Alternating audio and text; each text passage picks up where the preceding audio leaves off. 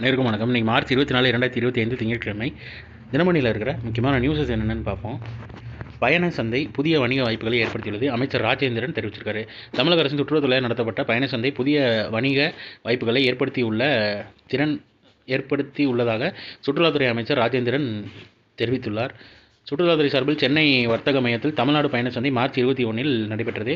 இந்த சந்தை தொடர்ந்து 3 நாட்கள் நடைபெற்றன. பொருளாதார வளர்ச்சியை ஊக்குவித்து மாநிலத்தின் கலாச்சார பாரம்பரியத்தை பாதுகாப்பதை உறுதி செய்து நிலையான மற்றும் பொறுப்பான சுற்றுலாவை மேம்படுத்த தமிழ்நாடு அரசு மேற்கொண்ட வரும் நடவடிக்கை ஒன்றாக இந்த பயணச்சந்தை அமைந்ததுன்னு சொல்லி தெரிவிச்சிருக்காரு. அடுத்ததாக இன்றைக்கான திருக்குறள் என்னன்றதை பார்த்துப்போம். கடிந்தோரார் செய்தார்க்கு அவை தாம் முடிந்தாலும் பீலை தரும். ஆகாதவை என விளக்கப்பட்ட செயல்களை விலக்கி விடாமல் மேற்கொண்டு செய்தவர்க்கும் அச்செயல்கள் நிறைவேறினாலும் துன்பமே கொடுக்கும் அப்படின்னு வினை தூய்மைன்ற அதிகாரத்தில் திருவள்ளுவர் சொல்லியிருக்காரு. அடுத்ததாக காசநோய் இல்லாத இந்தியாவை உருவாக்கும் குடியரசுத் தலைவர் அழைப்பும் தெரிவிச்சிருக்காங்க. நம்ம இதில் நோட் பண்ண வேண்டியது என்னென்னா, உலக காசநோய் விழிப்புணர்வு தினம் மார்ச் 24. உலக காசநோய் விழிப்புணர்வு தினம் மார்ச் 24. உலகளாவிய சந்தையில் இந்திய சின்னமாக கோலி பாப் சோடா, நூற்றாண்டு பாரம்பரியமான கோலி சோடா இந்தியாவின் சின்னமாக உலக அரங்கில் வலம் வருகிறது என வேளாண் மற்றும் பதப்படுத்தப்பட்ட உணவுப் பொருட்கள் ஏற்றுமதி மேம்பாட்டு ஆணையம் தெரிவித்துள்ளது. இனி இந்த வகை குளிர்பானம் உலகளாவிய சந்தைகளில் கோலி பாப் சோடா என அழைக்கப்படும் என அந்த ஆணையம் அறிவித்துள்ளது. தமிழகத்தின் வேலூரை சேர்ந்த ஒரு வர்த்தகர் கடந்த 1924 கோலி சோடா பாட்டில் உற்பத்தியில் கர்த்தாவாக இருந்தார். பின்னர் அது தமிழகம் முழுவதும் பரவி நாடு முழுவதும் கடைகளில் விற்பனைக்கு வந்தது. எளிய மக்களின் குளிர்பானமாக இருந்த கோலி சோடாவை உலகமயமாக்குதலுக்கு பிறகு வெளிநாட்டு குளிர்பானங்கள் ஆக்கிரமித்துக் கொண்டன.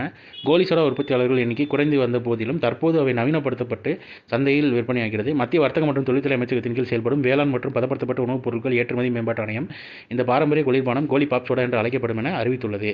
சர்வதேச குளிர்பானங்களின் ஆதிக்கத்தால் கிட்டத்தட்ட மறைந்து போன கோலி பாப் சோடா மறுமலர்ச்சி, உள்நாட்டு உணவு மற்றும் குளிர்பான பொருட்களை ஊக்குவித்தல் மற்றும் ஏற்றுமதியில் இந்தியா மேற்கொண்ட முயற்சிகளில் குறிப்பிடத்தக்க மைல்கல்லை எட்டியுள்ளதை குறிக்கிறது என மத்திய வர்த்தக தொழில்துறை தெரிவித்துள்ளதுன்ற மாதிரி தெரிவிச்சிருக்காங்க.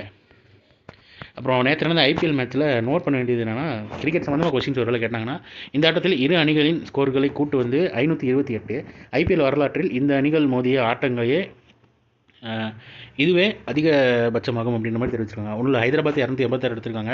அது சேஸ் பண்ணி ராஜஸ்தான் 242 எடுத்திருக்காங்க. ரெண்டையும் கூட்டினீங்க அப்படின்னா 528 வரும். ஐபிஎல் ஹிஸ்ட்ரியிலே அந்த மொத்த டோட்டலையும் கூட்டினா இவ்வளோ வருதுன்றது இதுதான் ஃபஸ்ட் டைமு. இந்த ஆட்டத்தில் Rajasthan bowler Jofra Archer 4 over வீசி விக்கெட் எதுவும் எடுக்காமல் 76 ரன்கள் கொடுத்தார். ஐபிஎல் வரலாற்றில் ஒரு இன்னிங்ஸில் ஒரு பவுலரால் கொடுக்கப்பட்ட அதிகபட்ச ரன்கள் இதுவாகும் அப்படின்ற மாதிரி தெரிவிச்சிருக்காங்க.